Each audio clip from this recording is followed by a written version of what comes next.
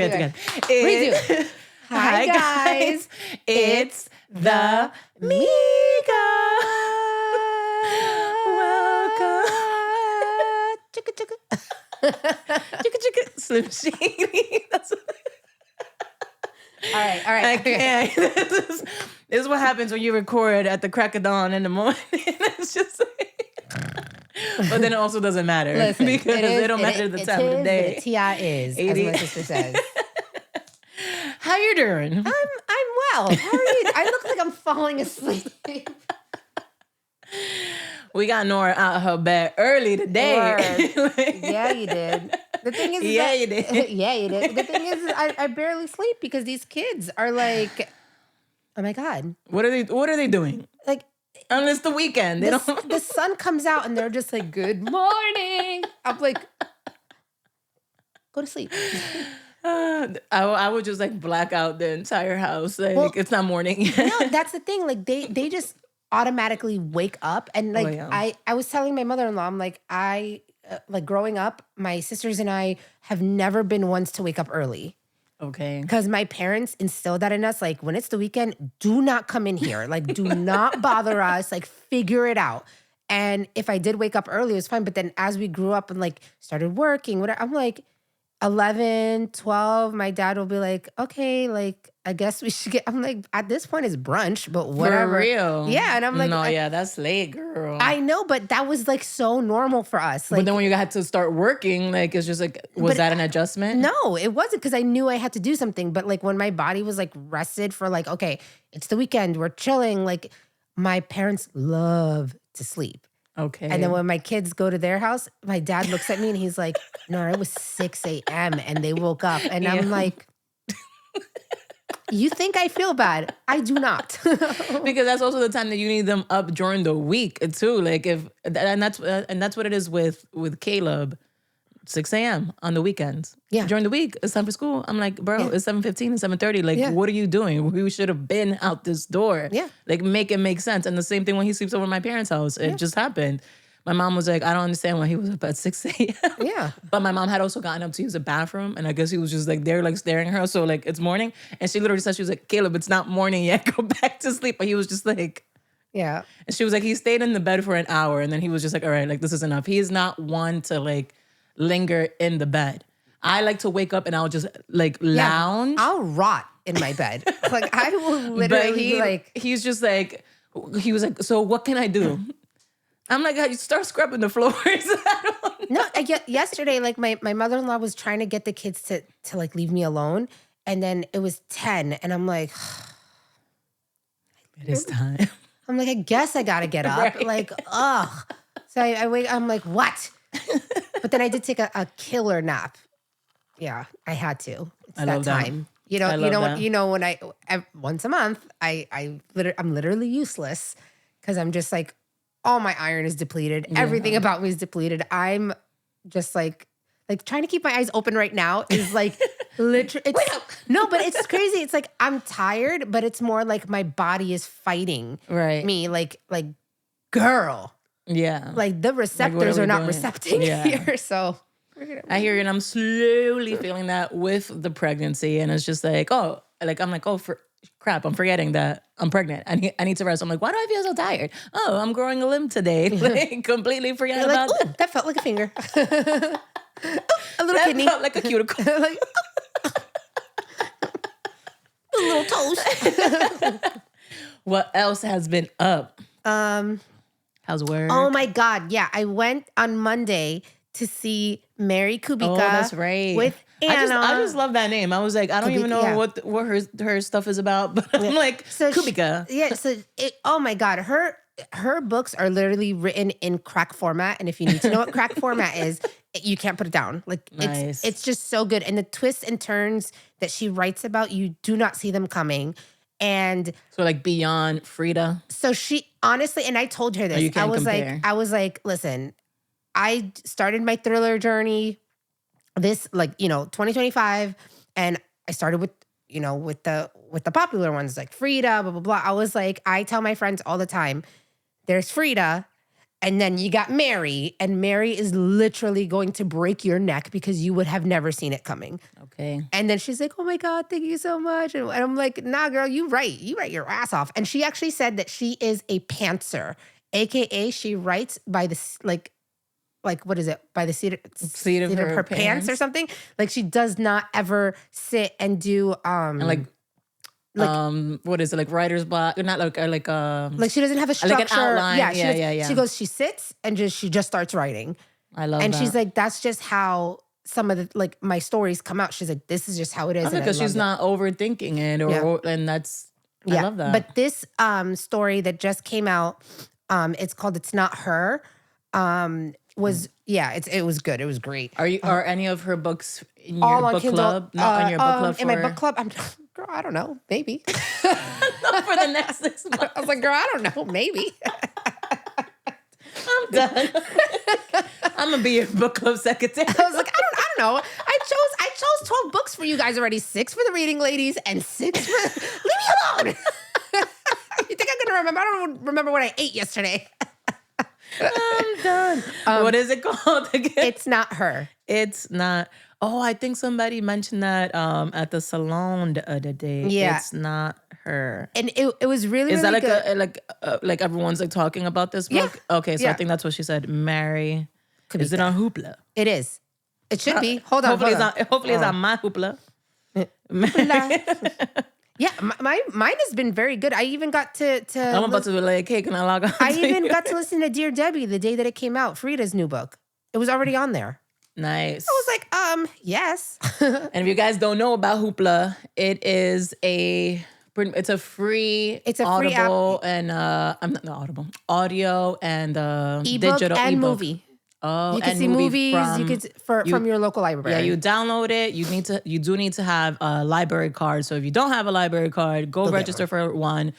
And it has saved me tons of money because I was just buying everything on Audible. And Audible, I think like their membership is like $14 a month. It's $15.99 and a then month, right? a month. And then you just get 1 credit. Correct. So what I did too with them, there was like some promo. I don't know if it was like a military promo that they had offered me. I was able to do 12 credits for $90. Oh wow! This was in 2024, but then when it renewed, it was $130. But I think that's still less than the $15.99. Yeah. So you can pay in bulk or you can pay month to month. But if you want to save yourself coin, and if you are a digital reader or an audio girly. Or boy. I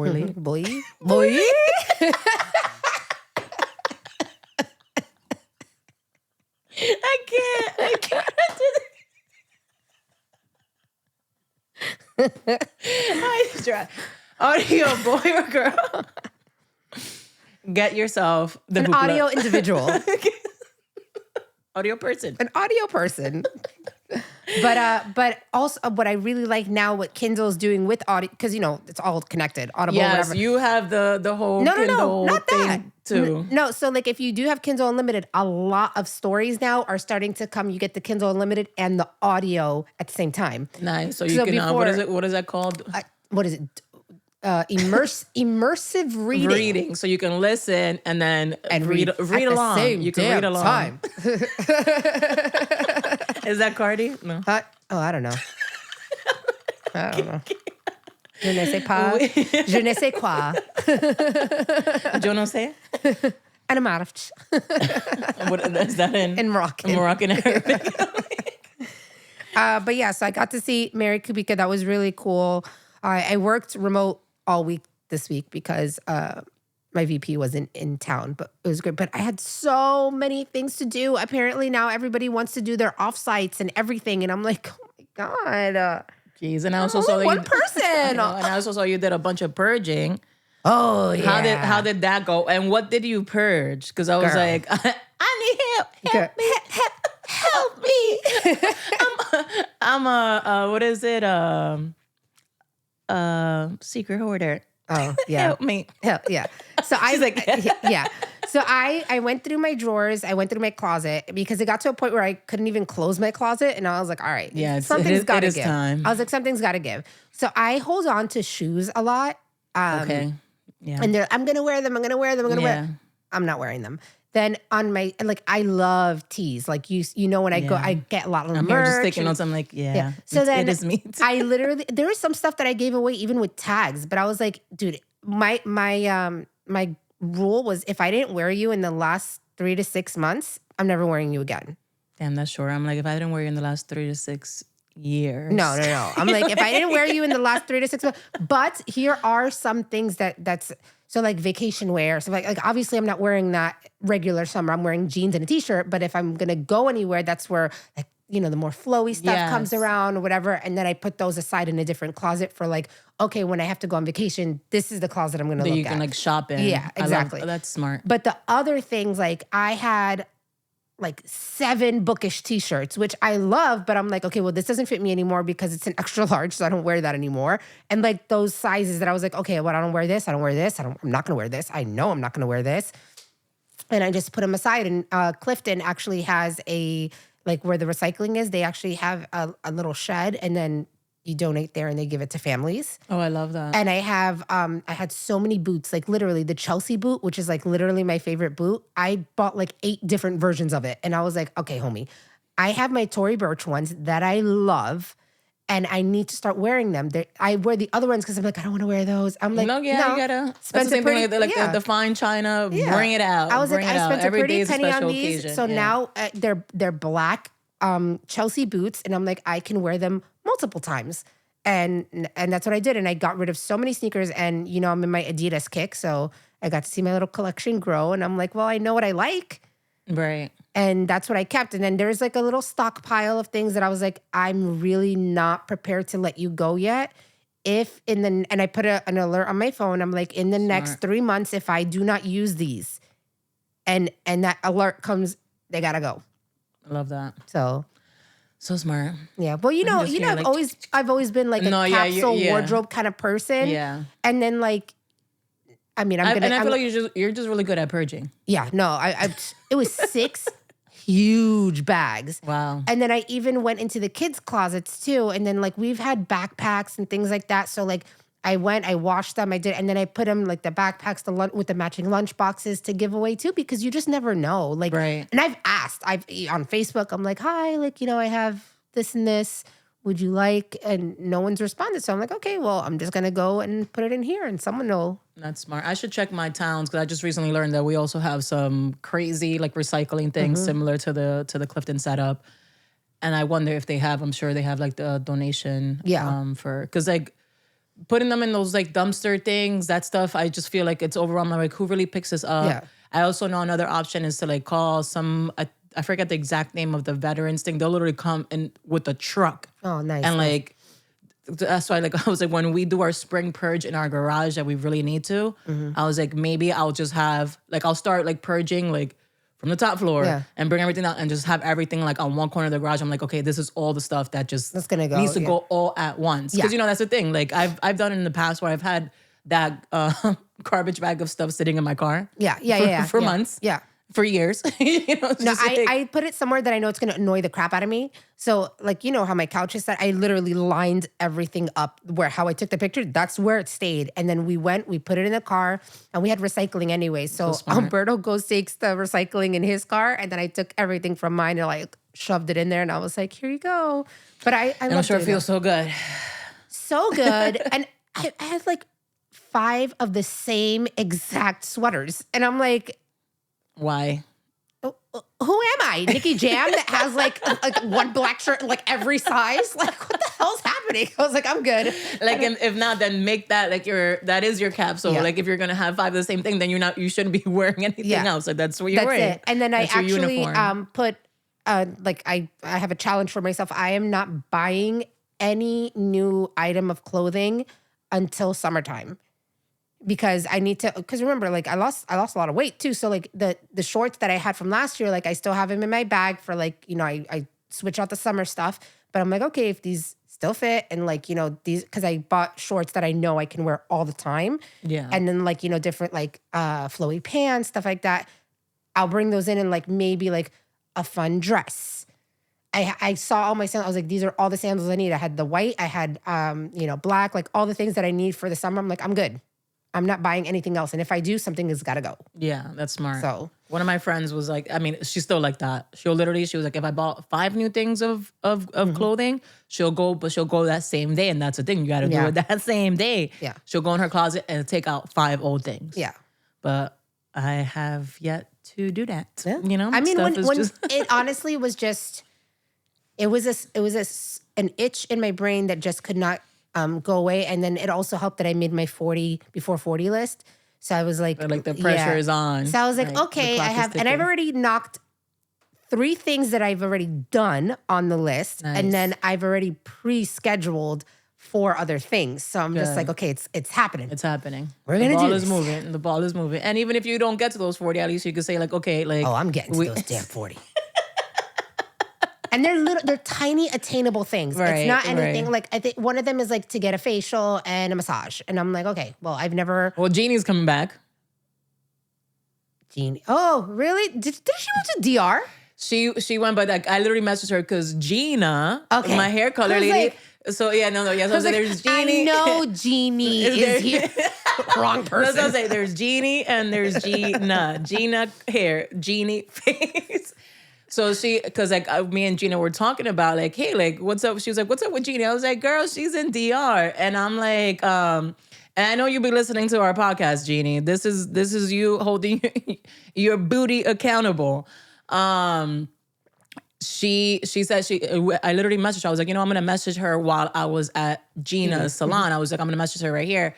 Because that's always been her dream to go over there. I know she had bought like property over there, and she actually set up her whole salon over there. It's like an all-in-one. That's what she's always done. Because originally she did start with hair, and then she moved to facial stuff because she got all her licensing here in the States for that. Because even in DR, she's like certified to do like injectables and all that stuff. But here you need like to do that at a specific, I think like it needs to be like a med spa. I was gonna say med for spa. that. So she just like completely, she was like, I'm gonna stick to keeping it simple. So she is coming back. So, and I told her, I was like, I better be a priority on your list because I have not gotten a facial like in over 6 months, and like I can feel it in my face. To the point that I was ready to start like shopping around, but I was like, I really don't want to. And that's why even like Gina, she was like, I've gone to other people, but it's just not the same. Like those hands, she's just truly blessed, especially like with extractions. Yeah. And she does give you a beautiful like recommendation, like a customized recommendation of what you need. And it's not just there to sell you a bunch of stuff. Yeah. And she won't, she necessarily, she was like, you don't really need to use this, just use this. And she'll give you a bunch of samples to see if you really like that. And then you make the investment. Yeah. Right? I feel like most of these places you go like, you need this and you need that. You walk out, you're like $400 later, like what?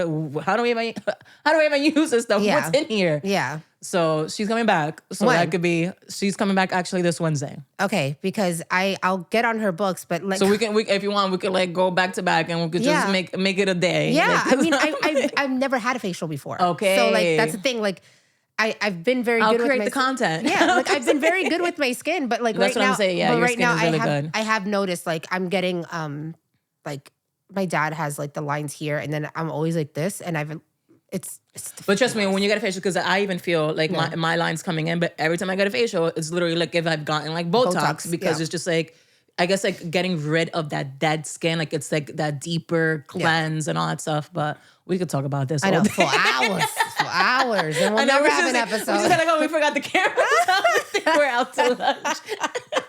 Breakfast at this point. But yeah, so it's my 40 before 40. I'm very excited. I'm doing all the things. One of them is to take a salsa class. It's just one class because I ain't going over there trying to be sign me up like, for that too. But I'm just like, okay, like where I had the pop-up where last week next door was a salsa class. And let me tell you, they were sweating. No, yeah. I've only done one and it was in Montclair, but they never like that trainer never came back to that studio or that dancer, their instructor never came back to that studio. And this was years ago. I paid $18 for an hour. Yeah. So I literally just want to go in and just, see, I'm like, I'm not doing the whole thing with like the shoes and all that. I'm going in with my sneakers. If you make me do with my, that's fine. I did sign up for a Pilates class. Nice. So we'll see how that goes. We'll see how that goes. Which studio? The one in Clifton. Which one? Club Pilates. Okay. Yeah. Okay, nice. So we'll see how it goes because I am not a Pilates girly. My coordination really, is not there. No, but trust me, because I have zero coordination. Yeah.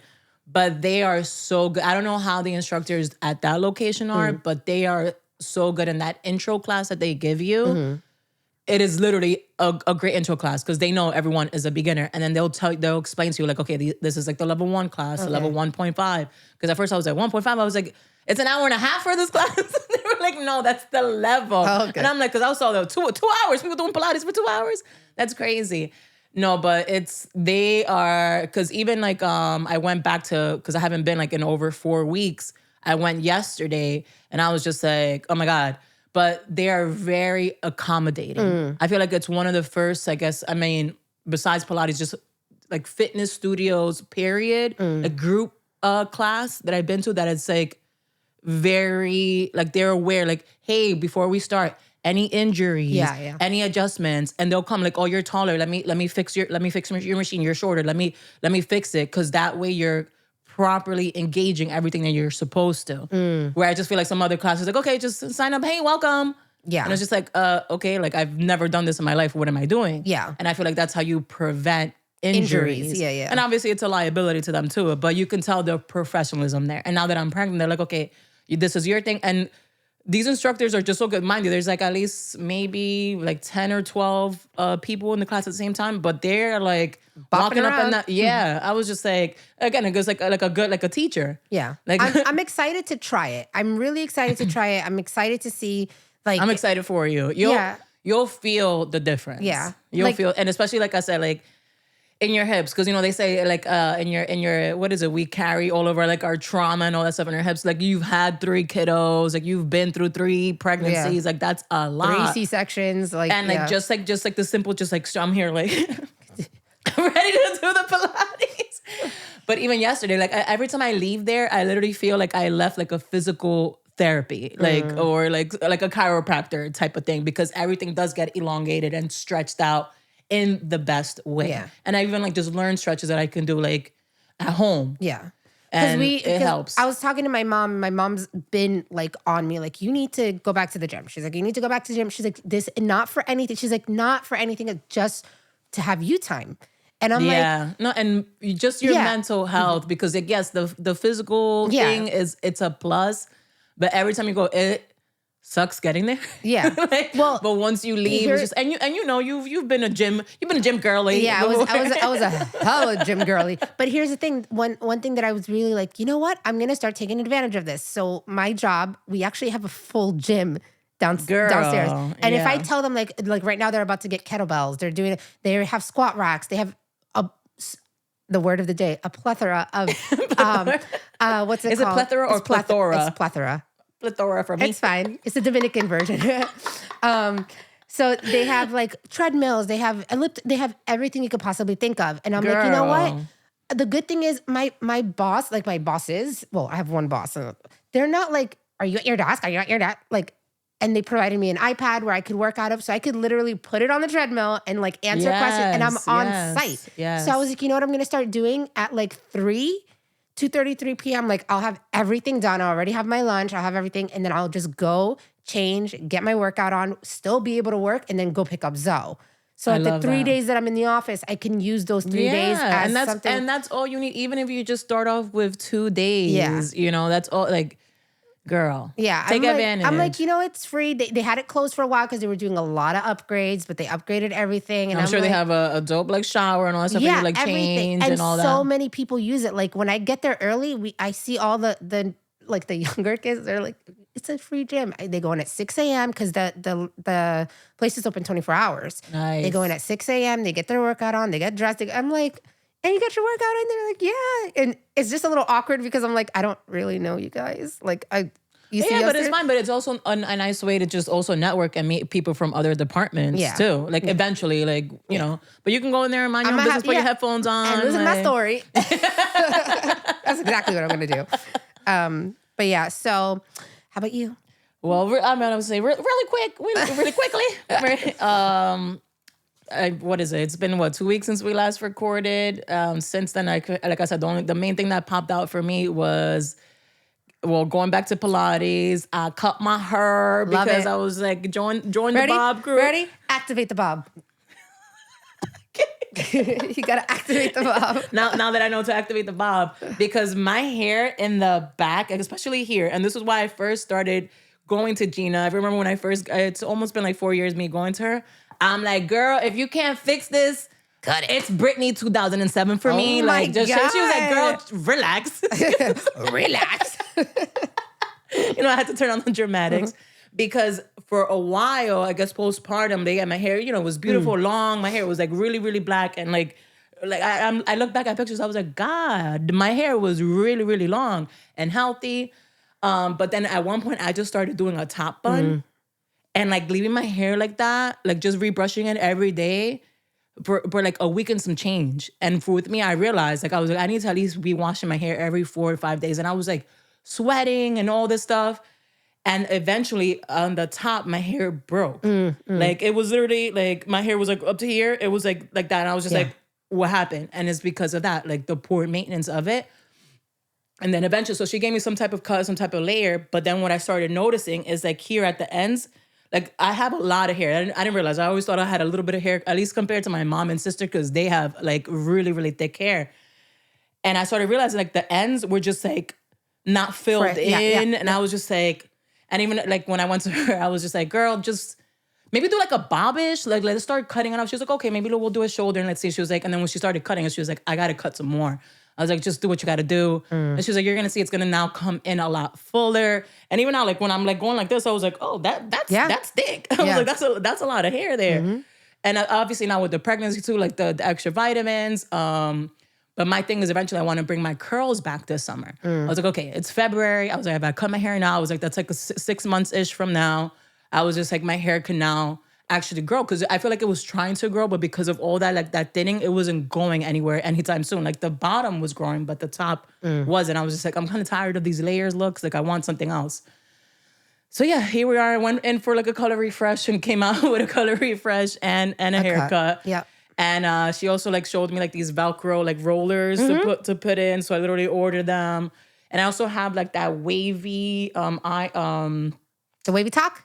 The blow dryer thing. But it's like just a heated like a curling iron, but it's a brush. Yeah. So I was like, oh, this is perfect. I technically already have all these tools to maintain it because it is obviously maintenance to keep bob.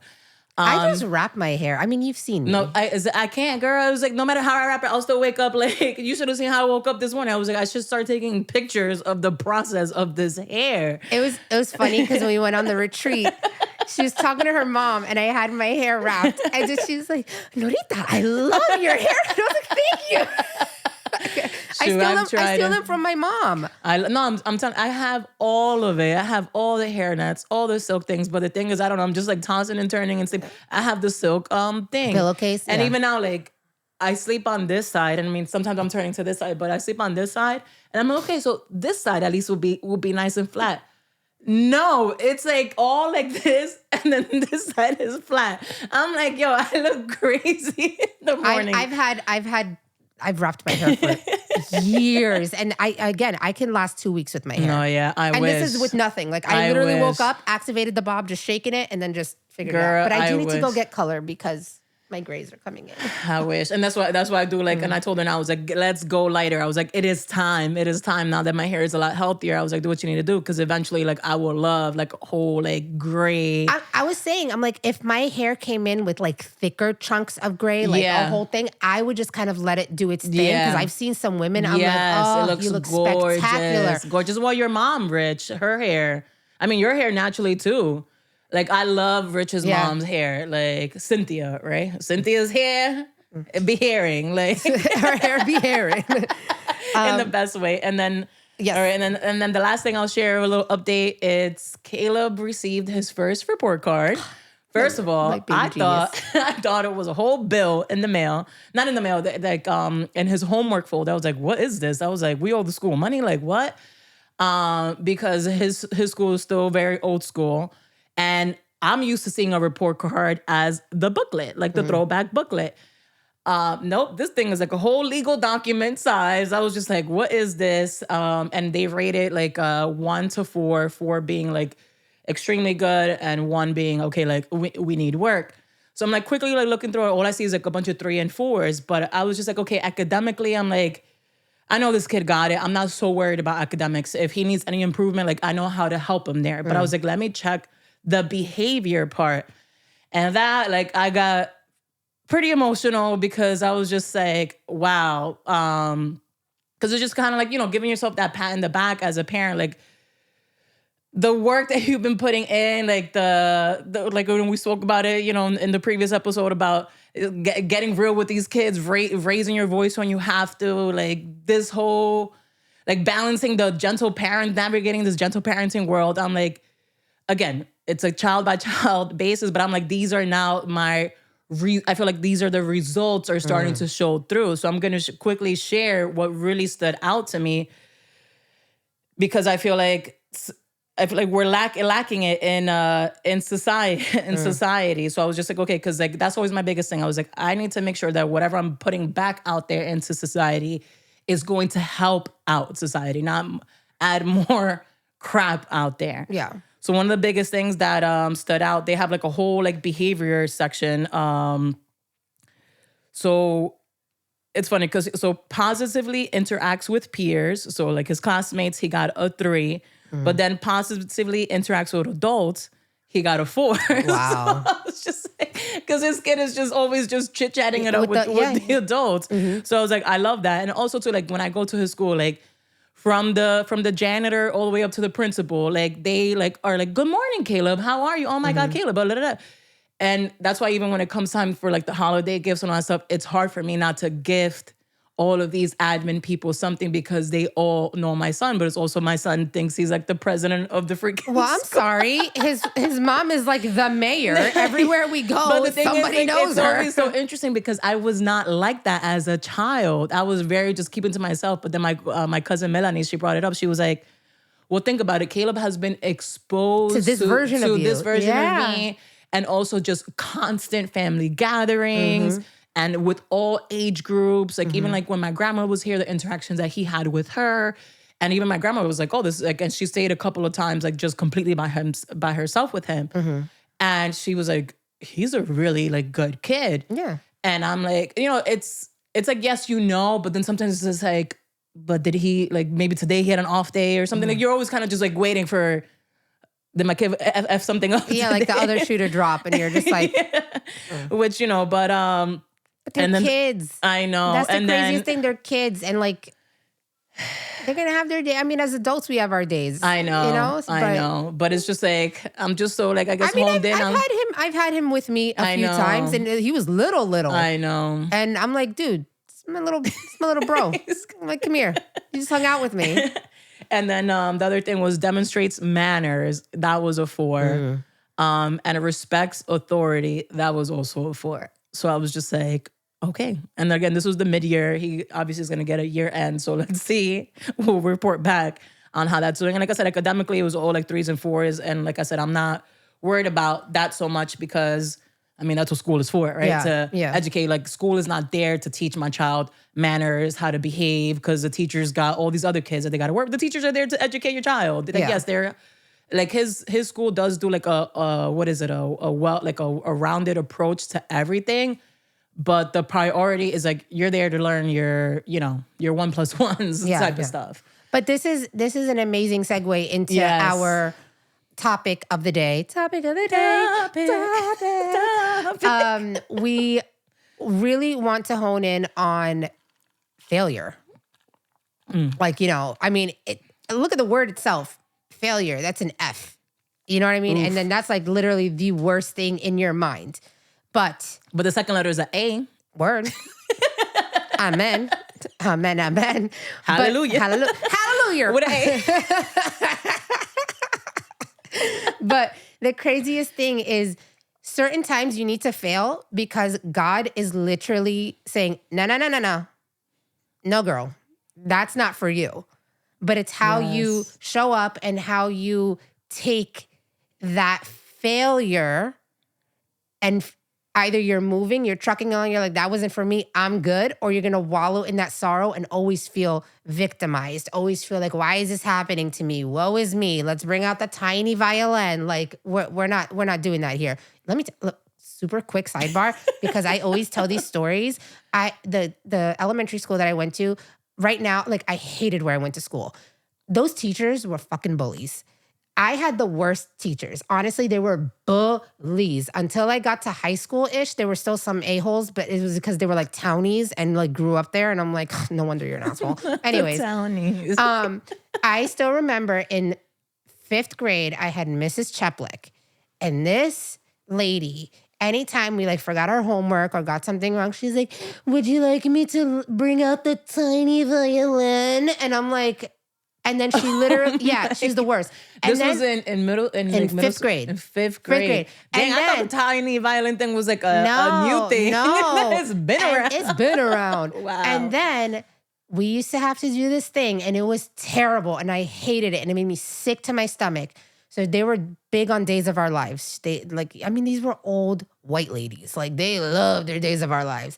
And anytime someone had an excuse. What? Yeah, No, it's daytime television. It's like they're on like season 5 billion. Like, it's ridiculous. But whenever somebody forgot their homework or did something or was like trying to give an excuse, she's like, class. And we all had to say, these are the days of our lives. No way. I was like, what is it? Like the freaking Trunchbull from Matilda? I was just like, bro, that's what it's and I'm giving. telling you, it was Jeez. the worst. Like, they were all bullies until I got to 6th grade, which I had, no. When I got to 8th grade, I had, Miss Clancy. And this lady was like, you knew she did not have to work. Like, she was classy. She just was like, all right, well, I mean, you're going to learn. If you don't, you don't. But she was the only teacher like that was like, you're extremely talented. Like, you're very smart, like this and this, and helped me get out of my shell. And it was like my pinnacle moment of like my feeling that I was a failure in school. See how I tied that back in there? Was once first of all, I was undiagnosed ADHD until I had Zoe, like way into my 30s. I was being pulled for resource classes, things like that. But like, I just needed someone to believe in the fact that I was not a problem. Like, I just needed that little bit of help. And she allowed me to hyper focus and hyper fixate on things that she knew I was good at, but then made things easier for me. So until I got to 8th grade, when I repeated 7th grade, from then on, my grades were literally, my mom went to pick up my report card and was like, are you sure that this is yours? And I'm like, I guess. And I was so like in my shell because I was so embarrassed. And like that failure for me, being left back, things like that, was so gut wrenching to me. And it was met with more of like, you're an idiot, you're stupid, blah, blah, blah. But then having that teacher be like, no, you're good at what you're doing. Like, let's just figure out another way for you to learn.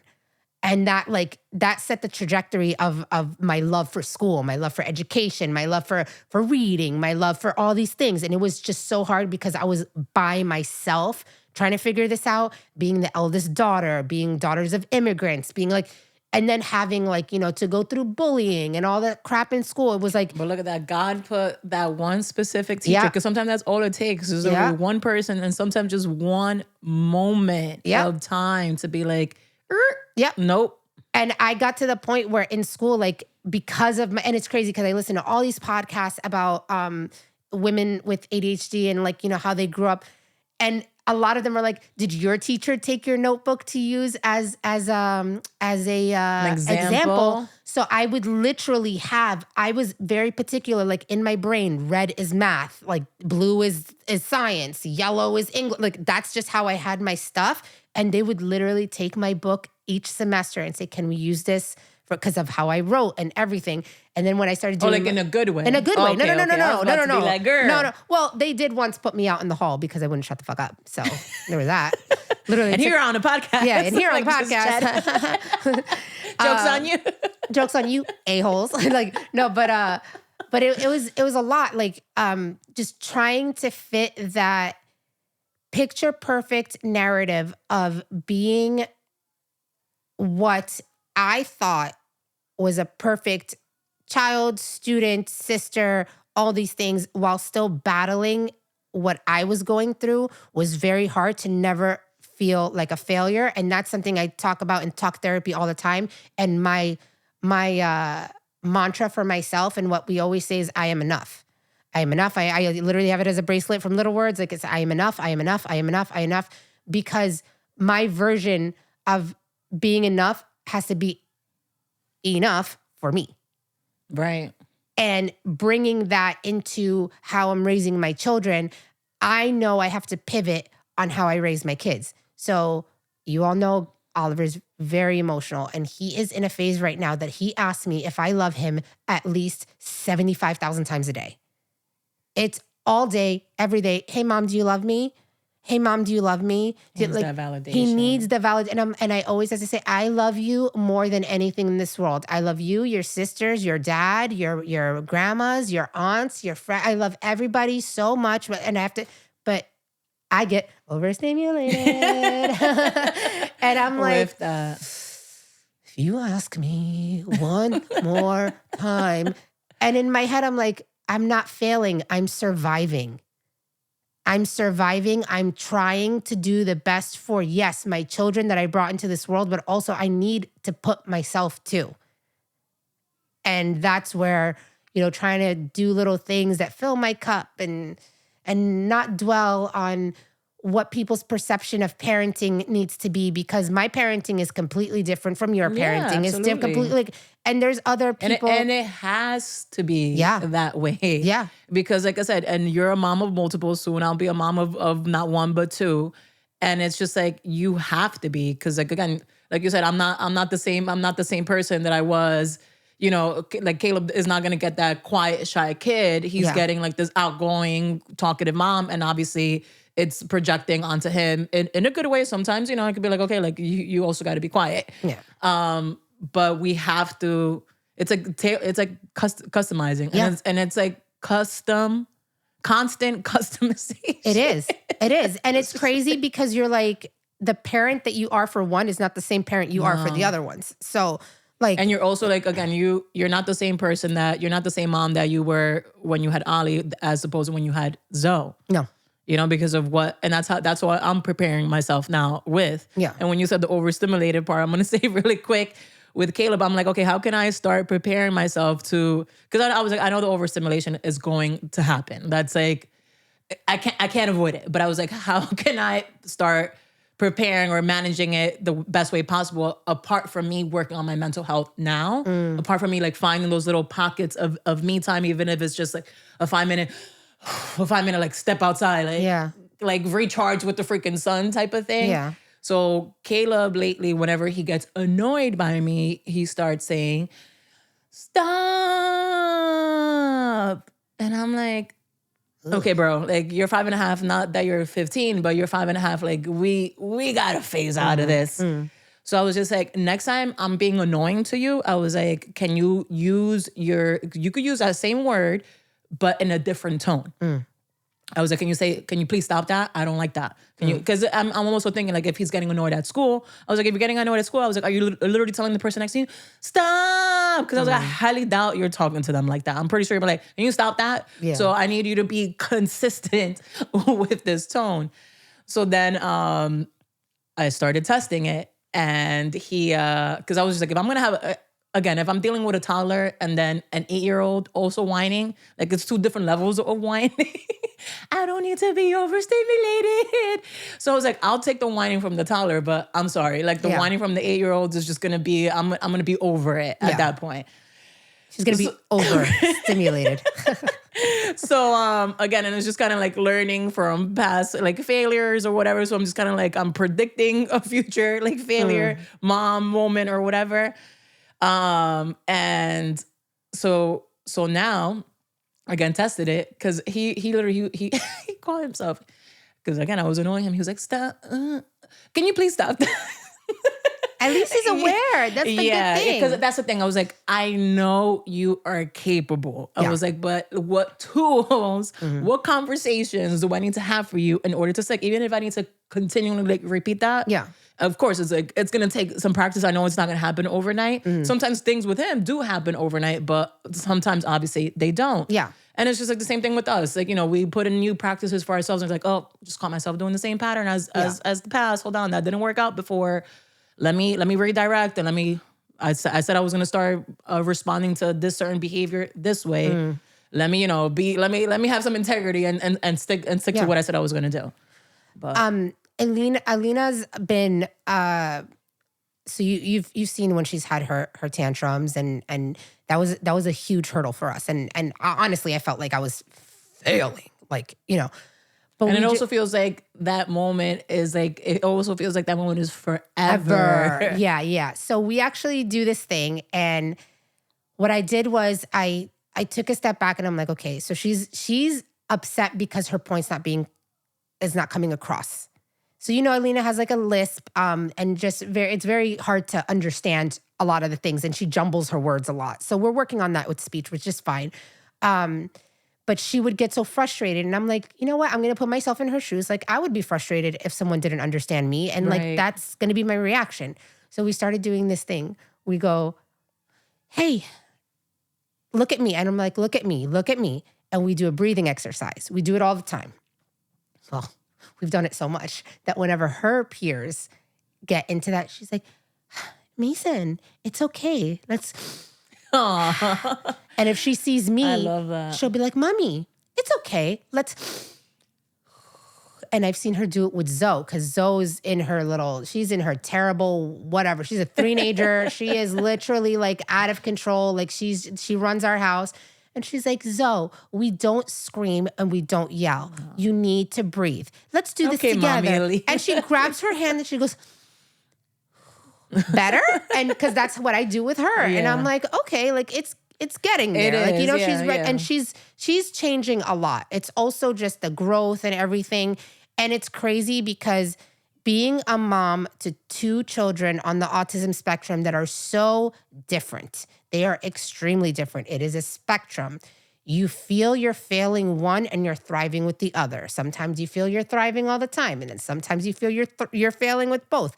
And it's to the point where I feel that the internet has broken us in a way of, if I'm not showing up and showing out and doing all these elaborate things for my kids, I had to sit there and like really sit within myself and say, my kids don't even get, like, they don't understand the concept of some of these things. And it's like when I did the Valentine's Day baskets for them, like, me, I go all out all the time. I still had my baskets from last year that I made from the Dollar Tree, and they looked perfect. And I was like, okay, Ollie's into puzzles. The 2 girls, they like their Squishmallow. I'll give them a little candy, a little flower, and it was nothing crazy. Yeah. They understood the concept of Valentine's Day, and they understood that mommy and daddy got them something small because we want to show that we love them, like just a little treat. Right. It's not, what is it? It's not like, I'm going to give you this, like, as like, this is how I'm going to show you that I love you. That's another thing too with Caleb that I also, like, speaking on love, reminding him that my love for him is unconditional. Yes. It's like, and I tell him that all the time because he was like, oh, I love you to heaven. And I was just like, I love you to heaven even more. I was like, and always remember, I was like, my love for you is unconditional. Mm-hmm. Like, God made me your mother for a reason. Mm-hmm. I was like, of course, there's going to be times that I get upset, but that does not mean I love you any less. And it's just like that constant reminder. And I feel like especially for boys, we've talked about this before, like men's mental health and all that stuff. It is so important. And again, in this digital world, obviously he's not there yet. And I'm hoping he's not going to be there anytime soon. But you are right when it comes to what we see on the gram. That's why, like, I had for a while ago, like, unfollowed all those Target pages, all those things. This year, I didn't do a love basket. Did I even do like a Halloween? I didn't do a Halloween basket. No, I didn't do a boo basket. Because I'm just like, why? Yeah. I was just like, why? And I was just like, with me, I was just like, we spend enough, like, especially now, like that one-on-one stuff. Because I was like, oh my God, this is his last Valentine's together. I was like, you know what, it's his last Valentine's together. So I was like, we're gonna make it to the little Jim's Valentine's Day party. Yeah. Because last year I forgot what date it was, or I don't think we just didn't go. We didn't go. Oh, I think it was signed up to. I don't know. But I was like, this year, I saw it and I was just like, oh, I felt like we had something, but we had gotten a birthday invite. But I was like, all right, that weekend we already have 2 other birthday invites. I was like, the birthday invitation is cut off. Mm-hmm. And then I remember on Tuesday, they were like, oh, there's still 2 more spots left for Saturday. So I was just like, you know what? I was just like, let's sign up. I'm gonna commit. Even though it's like at 6 p.m., I'm gonna be tired. I know I'm gonna be tired. And mind you, we didn't have really plans for that Saturday morning. we just kind of like winged it. And I'm glad because he was very, very happy to be there. And I'm like, you know what? Like, I'd rather, again, like the whole experience aspect of it, because I know at school he had his Valentine's Day party. He got a bunch of these tchotchkes things. Like Calvin got us like chocolate covered strawberries and things like that. I'm like, and like I said, because of all the hoarding issue that I have, I was just like, I cannot go to that bullseye spot in Target anymore. I just cannot. And I'm pretty sure I probably could have gotten in my Valentine's Day bin and put something together for him. But I was just like, let me stop setting this expectation for myself, because now there's going to be a second child. And is this something that I'm going to be able to keep up with realistically for me? Yeah. You know, I was like, I'd rather like do that. Like, hey, let's go do like a Valentine's Day breakfast. Yeah. Let's go out to eat. Let's like spend that one-on-one instead of just like more and more things, things, you know? We did, so, you know, we've been in our puzzling and that's learning from past, that's the wisdom of failure, right? Yeah, wisdom of failure. So we're into like puzzling. He loves seeing us do the. So when I found the bookish puzzle, I was like, this is $10. I'm buying a little something for myself. And I did it by myself. I was like, nobody help me. This is mine. Love it. But I saw a Minecraft one for Ollie, and I was like, this was $6. It was fine. And he did a 100-piece puzzle by himself. Nice. Literally sat there and did it. And he's really been like, he told me he wants to be a Lego master. I love it. So I told him, I said, okay, well, stop destroying your damn Legos that you have, and then you can become a Lego master. But those kind of things. But the girls, like, my important thing for this, like, here's something that I come from a family that we're all girls. Like, I don't know what it's like to raise a boy. I'm learning to raise a boy, right? Okay.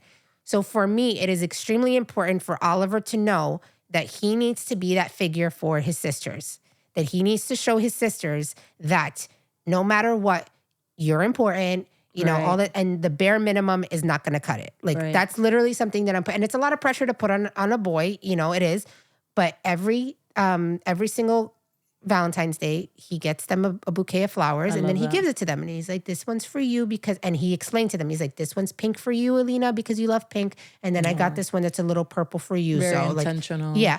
And in my head, I was literally sitting there. I'm like, okay, I'm learning how to raise a boy in a society that, thank God, now we can talk about men's mental health. Yes. And things like that. So with his emotions, things like that, like I need to be more open to like letting him express himself and all of that, but also showing him that being a sensitive man is not a bad thing.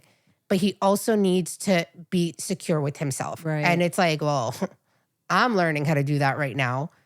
And my biggest thing is not to fail my children, to feel like they always have to be small. Their disability is a disability. No, it's an ability that they have that others don't. That they own it, not that the disability owns them. Exactly. Yeah. So, you know, I'm constantly fighting at the school. Well, not even fighting. I'm working with the school and getting the rights for these children and also creating these magical moments for them. And I feel like in a way that may look different than other parents that are on the gram doing these spectacular things and all of this stuff. But at the end of the day, you don't live my life. I don't live yours. Right. And even if you ever feel like that thing, because again, we're human, you know, the fact that you're comparing or feel like it's a competition, then just there's that mute button, there's an unfollow, you know, or just like, and I'm taking a step back, and move on, and I'm taking don't a step dwell back on it now with also like I no longer need the validation. The only validation I need is from myself and then also from my kids, which is kind of hard because my kids are especially Ollie's very vocal with his, oh, you didn't do this for me, like, you know, whatever. And I'm like, dude, shut up.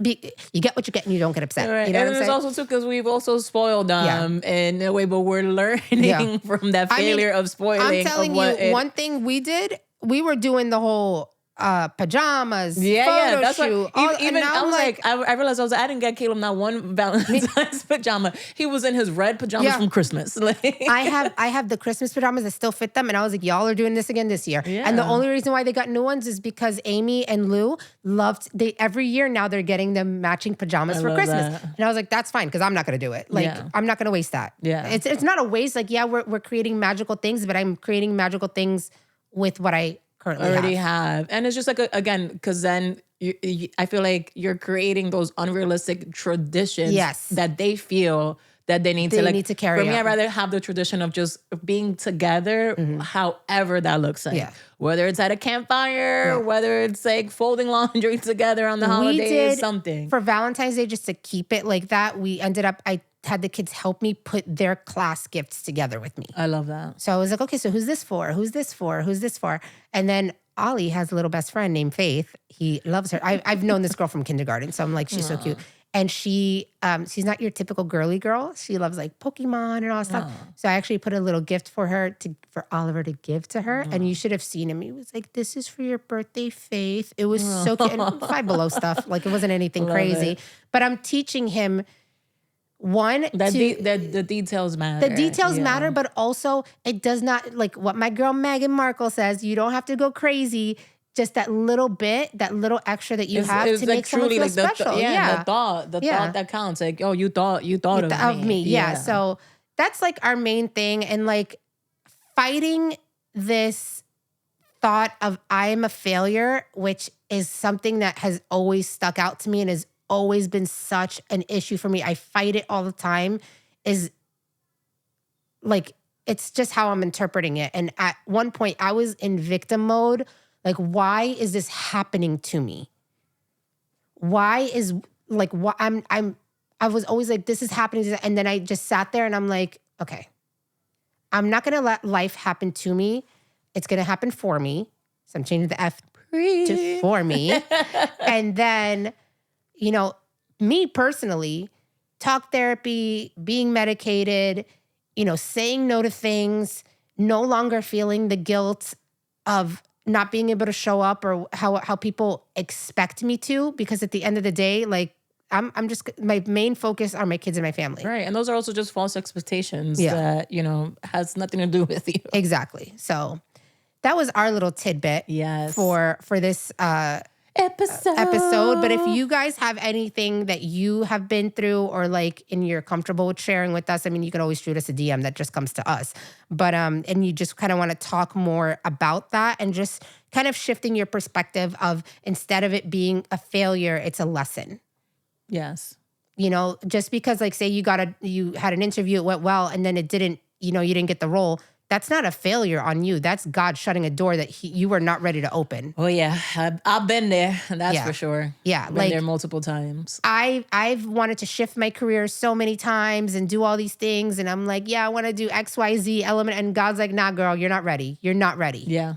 And then with the embroidery thing, it was like, I you know, 2, 3 a.m. doom scrolling on Amazon, getting the machine, doing all that, wasting the money. It was not my time until I decided that this was my time. And now it's something that brings me peace. It's, you know, I see a vision for something so different. And if I fail on it, it's fine. It's not a failure. It's I got up and I tried. Absolutely. I did what I could. I tried. I went out there. If it wasn't for me, it wasn't for me. And guess what? You want to make God laugh? Tell him your plans. Because he's going to hee ha ha until you're at the pearly gates. And to wrap it up, like, and speaking about God, it's just like these failures are a reminder that God is not done with you yet. Mm-hmm. Like he is not. And you have to remember to see that when you're deep in those trenches of failure, because like I said, when you realize again, and you reflect back on your life, on that past, again, that's where you get that wisdom. It's just like you begin to laugh. I laugh all the time, again, because those failures that I thought, oh my God, you know, that had brought me down to my knees, crying and that, like, why God, why not me? Why not me? And I was just like, oh, thank you for that. Yeah. Thank you for that. So we have to remember that God is not done with you, and be grateful for those opportunities of failure. Yeah. Turning those failures into a blessing. Or what was the other F word that you said? I don't know. I don't remember. You just said it. I it don't was like remember. You said that I'm turning that F word. Oh, that's for you. For you. There yeah. we go. I was just saying, like, I couldn't remember it. What? No, but it's true. It's a very hard pill to swallow, because like you have this vision in your mind, and you really want these expectations. Yeah. But again, give yourself grace. Yes. Give yourself grace. Like I've tried to shift my career so many times, and God was like, nah, girl, that's not for you. Yeah, and that's what it is. But here's the thing. In your mind, You swear. But like you're seeing it from somebody else. And I'll just wrap it up with this example super quick because I know we've all fallen to this. So, you know those careers right now, it's like everybody is a realtor. Everybody is a barber. Everybody's this and this and this. And it's a tattoo artist. And there are people who have that craft. There are the people that have that skill. There's the people who that's what their calling is. We're all sitting here watching Selling Sunset, doing all this stuff, seeing all these people with their fancy like things for all these things. You get that vision in your mind, like, I could do that, which that's amazing. But you also have to make sure that you're realistic as to how much work, dedication, education, things that you need to get there. It's not a blink of an eye. It sure is not. Like, I mean, we can even say like with Rich. Rich has been doing photography for so long. It's not like, oh, someone's going to pick up a camera and be at the caliber of Rich. It's like, no, there's sweat equity that comes with this. Love that. But because Instagram shows us the highlight reel, it never shows us the results. Yeah, and it's never like shows the failures behind that. It's crazy because when you see these bookstagrammers popping up and you're like, nah, the girl was sitting there with her iPhone making these videos 4 or 5 years ago talking about XYZ or whatever. And right now is when the fruits of the labor are starting to come out. Those little things you only see the execute, like the end. The results. The results. You see the results of the consistency of not giving up. And they may have given up for, a couple months here and there, but then they just picked up the saddle or got right back on, not picked up the saddle. I mean, guys, picked up the saddle, put it back on the horse and got on the horse. But it's just that. It's just like never giving up. And obviously, quickly to talk a little bit about Bad Bunny. Like Bad Bunny, people were like 10 years ago, he was a bad boy in a supermarket, not a bad boy. No, a bad boy. He was. I thought you said bad boy. He was a bad boy. That's what he turns into. Bad Bunny. He's a bag. Yeah, boy. Like at a grocery store, So it's just like, those are beautiful reminders of consistency and that truly anything is possible. But also, it'll start like working for you if it is God's will. If it is God's will, not your will. And then sometimes we think we see other people's lives that it's God's will, but we also don't know what that's probably not God's will. They probably sold their soul to the darker world. And that's why maybe you also see things. That's why I was just like, you can't just see things at face value. There's deeper stuff, and you can start learning to tell like, okay, this genuinely and authentically happened for this person, or this person had to do X, Y, Z to mess with their integrity to get there. So that's why you kind of just got to stay in your own lane, stay true to yourself, and truly keep learning.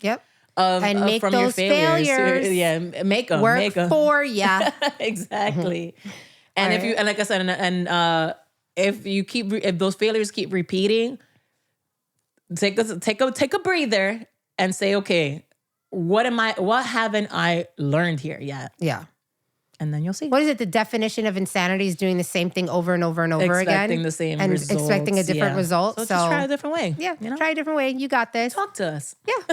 We'll talk right back. We'll yap. Professional I'm sure yappers. through our shared life experiences, we can guide you, or we can put you in front of somebody that has been through something similar. So that's what we're here for. All right? Well, thank you guys for tuning in. Yes, don't forget to listening. like, follow, share, subscribe. We truly appreciate it. And leave a comment. Yes. Love you guys. Hope you guys continue to enjoy this beautiful love month, but don't forget to love on yourself. That's right.